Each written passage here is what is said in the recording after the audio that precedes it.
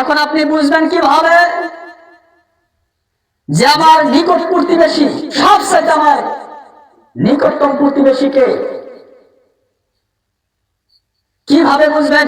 রাসূল সাল্লাল্লাহু আলাইহি ওয়াসাল্লাম বলেন, হে সাহাবারা শোনো, ধরো তুমি একটা কাপড় বা একটা জামা ক্রয় করেছো, এটা তুমি তোমার প্রতিবেশীকে দিয়ে দিবে, অসহায় প্রতিবেশীকে দিয়ে দিবে, গরিব প্রতিবেশীকে দিয়ে দিবে। কিন্তু দেখা গেল যে তোমার কাছে 5 জন প্রতিবেশী আছে, একদম নিকটবর্তী 5 জন প্রতিবেশী আছে, কিন্তু তোমার জামা একটা, তুমি কাকে দিবে?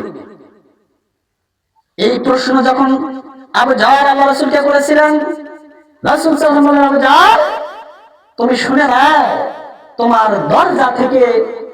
দরজা থেকে যে মিসকিন, যে অসহায় ব্যক্তিটা তোমার নিকটবর্তী দরজা থেকে সবচেয়ে কাছে নিকটে, তোমাকে মনে করতে হবে এই ব্যক্তিটাই তোমার কাছে বেশি পাওয়ার যোগ্য। বলেন সুবহানাল্লাহ।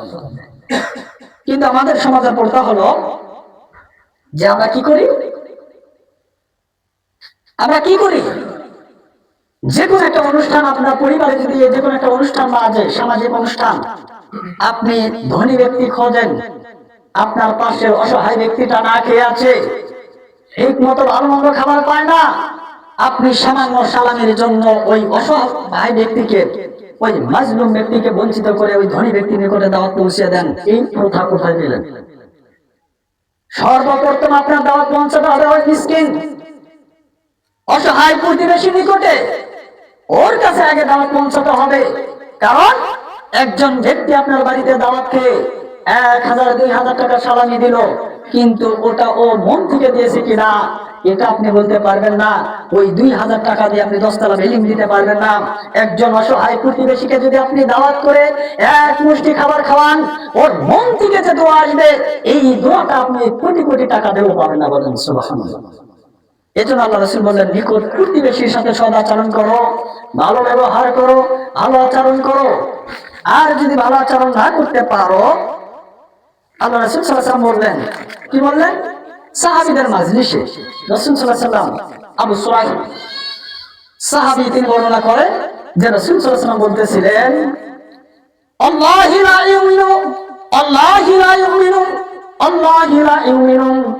রাসূল সাল্লাল্লাহু আলাইহি ওয়াসাল্লাম বললেন, ওই ব্যক্তি ঈমানদার নয়, ওই ব্যক্তি ঈমানদার নয়, ওই ব্যক্তি ঈমানদার নয়। 3 বার বললেন। কয়বার বলছেন? 3 বার যখন রাসূল সাল্লাল্লাহু আলাইহি ওয়াসাল্লাম বললেন, আল্লাহি, আল্লাহর কসম করে বলছি, লা ইউমিনু, ওই ব্যক্তি ঈমানদার নয়, লা ইউমিনু, ওই ব্যক্তি ঈমানদার নয়, লা ইউমিনু, ওই ব্যক্তি ঈমানদার নয়। তখন সঙ্গে সঙ্গে একজন সাহাবা প্রশ্ন করলেন, ইয়া মান, ইয়া রাসূলুল্লাহ, হে আল্লাহর নবী, কে সেই হতভাগা যে ঈমানদার নয়?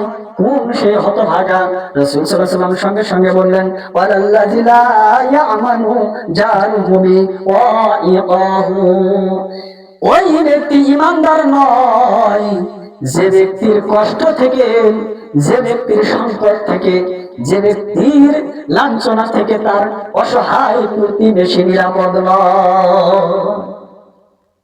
নামাজ পড়লেন, রোজা করলেন, এত ইবাদত করার পরে আল্লাহ রাসূল বলতেছেন, লা ইউমিনু, ওই ব্যক্তি ঈমানদার নয়, ওই ব্যক্তি ঈমানদার নয়, ওই ব্যক্তি ঈমানদার নয়। 3 বার বললেন। কেন বললেন?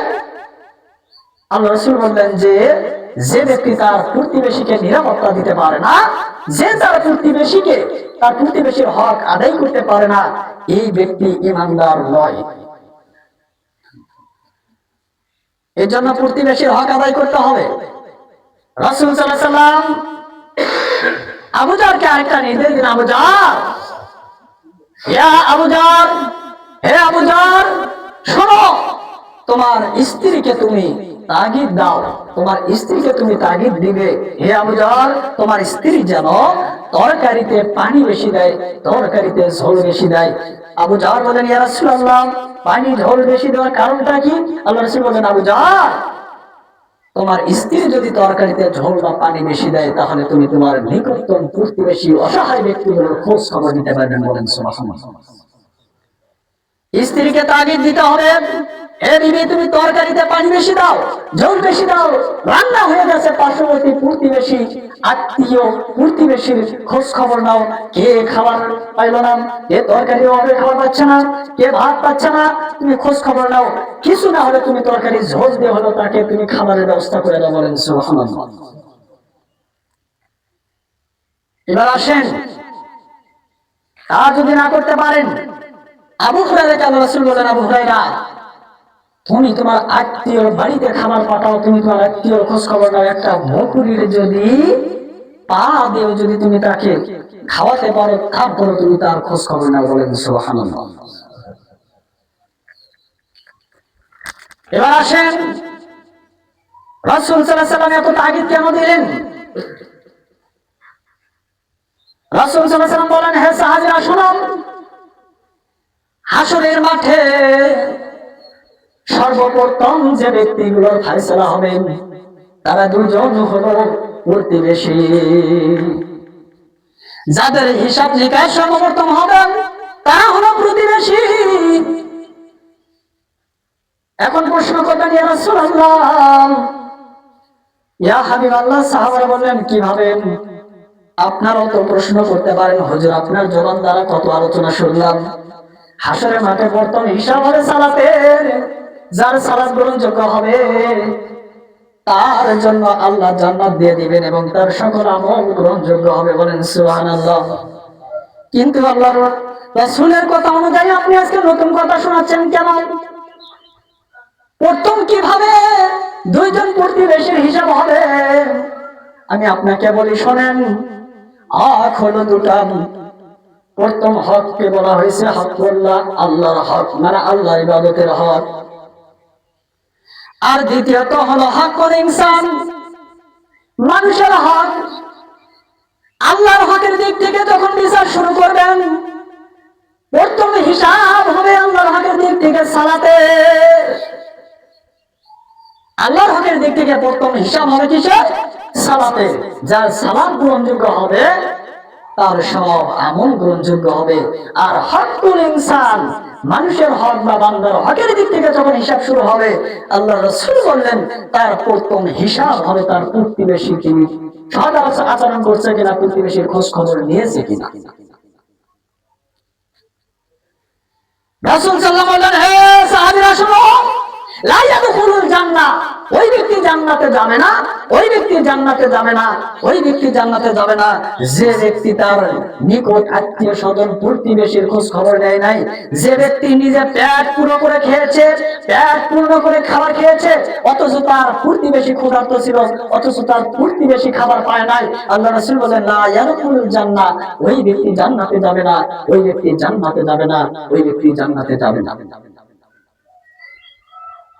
এবার আসুন, এক সাহাবী এই কথা শুনে আল্লাহ রাসূলকে প্রশ্ন করলেন, ইয়া রাসূলুল্লাহ, ইয়া হাবিবাল্লাহ, নবী গো, অমুকের স্ত্রী বেশি বেশি সালাত আদায় করেন, বেশি বেশি সিয়াম পালন করেন, বেশি বেশি দান সাদাকা করেন, ইয়া রাসূলুল্লাহ, ইয়া হাবিবাল্লাহ, ওগো আল্লাহর নবী, কিন্তু ওই ব্যক্তির স্ত্রী এই তিনটে ভালো আমল করার পরেও আমি লক্ষ্য করে দেখলাম সেই ব্যক্তিটা, সেই নারীটা প্রতিবেশীর সঙ্গে ভালো আচরণ করে না, ভালো ব্যবহার করে না। আল্লাহ রাসূল বললেন, সাহাবারা, এ সাহাবারা শুনে নাও, মা হিয়া ফিন্নার, ওই নারীটা হলো জাহান্নামী। আল্লাহ রাসূলকে বললেন, আল্লাহ রাসূল, অমুকের স্ত্রী কি করে? বেশি বেশি সালাত আদায় করে, বেশি বেশি সিয়াম পালন করে, আবার কি বলে? বেশি বেশি দান সাদাকাও করে। আল্লাহ রাসূল বললেন, যখন এই কথা শুনলেন, পরের স্টেপে ওই ব্যক্তিটা বললেন, কিন্তু ওই নারীর হাত থেকে তার প্রতিবেশী নিরাপদ নয়, প্রতিবেশীর সঙ্গে ভালো আচরণ করে না।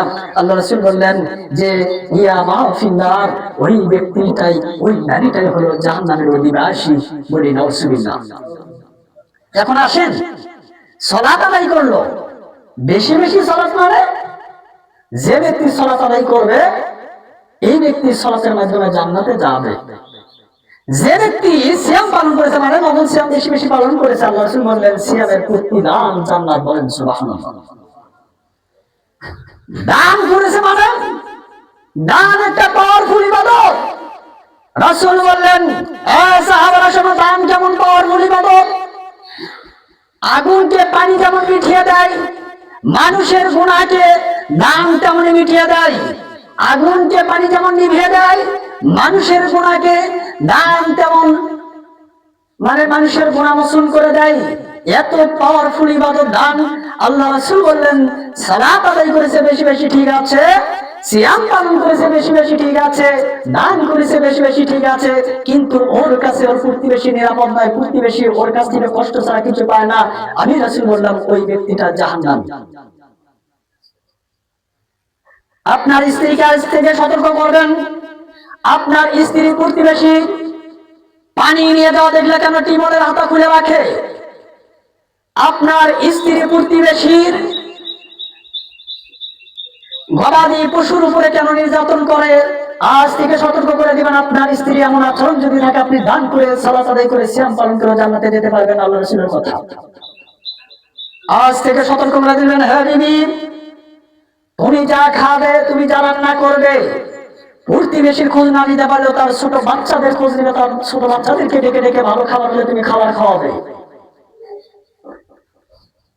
তারপর আল্লাহ রাসূলকে ওই সাহাবী বললেন, ইয়া রাসূলুল্লাহ, অমুকের স্ত্রী বেশি সালাত আদায় করে না, বেশি সিয়াম পালন করে না, বেশি দান ধ্যান করে না, কিন্তু অমুকের স্ত্রী লক্ষ্য করে দেখলাম তিনি প্রতিবেশীর সাথে এমন সদাচরণ করেন, এমন ভালো ব্যবহার করে, তার ব্যবহার দেখে প্রতিবেশী তার প্রতি সহানুভূতিশীল হয়ে যায়। সুবহানাল্লাহ। আল্লাহ রাসূল সঙ্গে সঙ্গে বললেন, সাহাবীরা রে, আমি রাসূল সাক্ষ্য দিলাম ওই নারীটা হলো জান্নাতি। সাহাবী কি বললেন? যে আমি লক্ষ্য করেছিলাম অমুকের স্ত্রী বা অমুক ব্যক্তি সালাত বেশি আদায় করে না, অমুকের ওই মুখ ব্যক্তি সিয়াম বেশি পালন করে না, দান বেশি করে না, অথচ অমুক ব্যক্তি প্রতিবেশীর সাথে ভালো আচরণ করে। আল্লাহ রাসূল বললেন ওই ব্যক্তিটাই জান্নাতি, ওই ব্যক্তিটাই জান্নাতি। বলেন সুবহানাল্লাহ। এই জন্য প্রতিবেশীর সাথে সদাচরণ করতে হবে, ভালো ব্যবহার করতে হবে।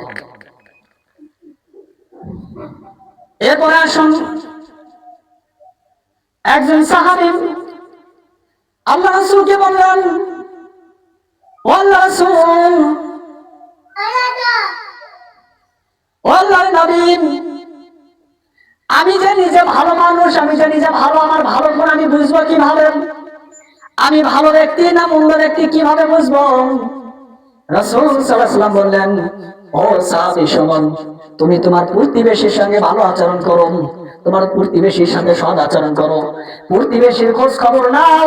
তোমার প্রতিবেশী যখন বলবে অমুক ভালো, তোমার যখন ভালো দিক তুলে ধরবে, আমি রাসূল বললাম, তখন তুমি মনে করবে তুমি ভালো। সুবহানাল্লাহ। আর যদি তোমার প্রতিবেশী বলে তুমি খারাপ, তুমি মানুষকে কষ্ট দাও, তোমার অভ্যাস খারাপ, তাহলে আমি রাসূলের কাছে তুমি খারাপ। এমন বর্ণনা দিতে গিয়ে রাসূল বললেন, কোন ব্যক্তি যদি ভালো আচরণ তার প্রতিবেশীর সাথে করে, আর তার প্রতিবেশী যদি তার ছোট ছোট ত্রুটি পেলেও যদি এটা গোপন রেখে তাকে ক্ষমা করে দেয়, তার যদি ভালো প্রশংসা করেন, হাসরের মাঠে আল্লাহ সুবহানাহু ওয়া তাআলা ওই প্রতিবেশীদেরও দোষ ত্রুটি গোপন করে জান্নাত দিয়ে দিবে। এবার আসুন, এক শ্রেণীর প্রতিবেশী হাসরের মাঠে যখন বিচার শুরু হবে, হাদিসে আছে তাদের এক এক ব্যক্তির এক এক রকম আকৃতি হবে। কিছু ব্যক্তির আকৃতি হবে কুকুরের মতো, নাউজুবিল্লাহ। কিছু ব্যক্তির আকৃতি হবে কুকুরের মতো। সাহাবারা প্রশ্ন করলেন, আল্লাহর নবী, কুকুরের মতো কেন হবে? তখন আল্লাহ রাসূল বললেন, হে সাহাবীরা শুনুন, এমন একটা সময় আসবে আমার উম্মতের মধ্যে কিছু ব্যক্তি তার আত্মীয় স্বজনের খোঁজ খবর নেবে না, আত্মীয় স্বজনের সাথে ভালো ব্যবহার করবে না, অথচ আত্মীয় স্বজনের অর্থ আত্মসাৎ করার চেষ্টা করবেন। তার মানে এই জন্য তার আকৃতি কুকুরের মতো হবেন। দুটো কুকুরকে তুমি খাবার দিয়েছো, এই দুটো কুকুরকে খাবার দিয়েছো, দুটো জায়গায় খাবার দিয়েছো সমান তালে, কিন্তু দেখবে এক কুকুরের খাবার সামনে থাকার পরেও আরেক কুকুরের খাবারে হামলা করবে। এটা হলো কুকুরের স্বভাব। আর ওই ব্যক্তিটা আর আকৃতি কুকুরের মতো হয়, কারণ হলো ওই ব্যক্তিকে আল্লাহ অঢাল সম্পদ দিয়েছিল, অঢাল নিয়ামত আল্লাহ দিয়েছিল।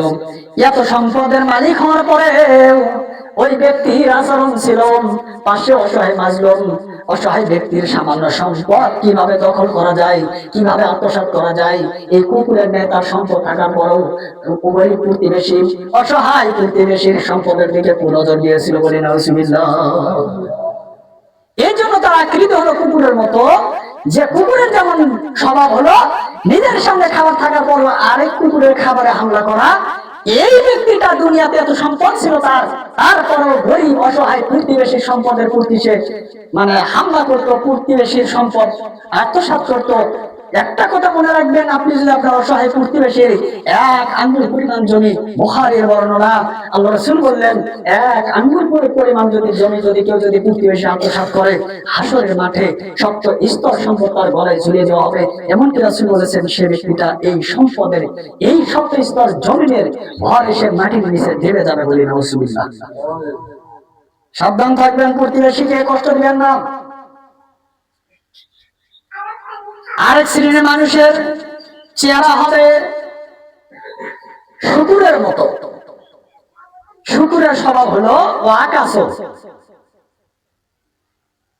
অপছন্দনীয় জিনিসগুলোর মধ্যে গিয়ে খাবার সন্ধান করা।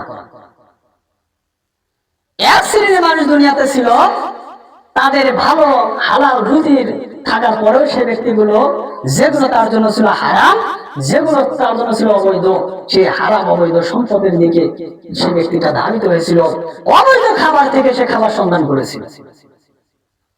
গরিব অসহায় প্রতিবেশীর খাবারগুলো তার জন্য ছিল হারাম, এই শুকুরের মতো সেগুলো খেয়ে ফেলেছে।